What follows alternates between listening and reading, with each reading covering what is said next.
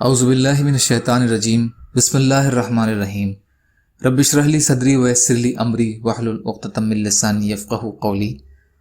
منتخب احادیث، اکرام مسلمانوں کے حقوق۔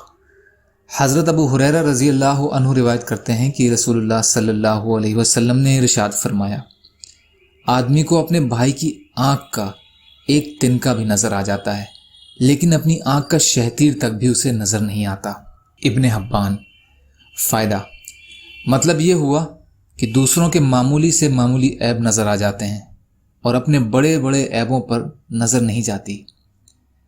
حضرت ابو رافع رضی اللہ عنہ روایت کرتے ہیں کہ رسول اللہ صلی اللہ علیہ وسلم نے ارشاد فرمایا، جو شخص میت کو غسل دیتا ہے اور اس کے ستر کو، اور اگر اس کے کوئی عیب پائے تو اس کو چھپاتا ہے، اللہ تعالیٰ اس کے 40 بڑے گناہ معاف فرما دیتے ہیں۔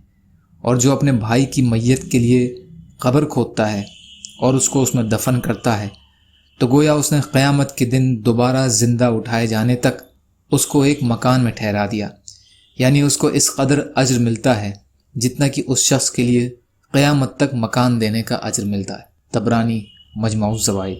یا اللہ ہم سب کو کہنے سننے سے زیادہ عمل کی توفیق عطا فرما۔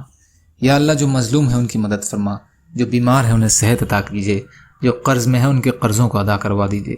یا اللہ جو بے روزگار ہیں ان کو روزگار سے لگا دیجیے۔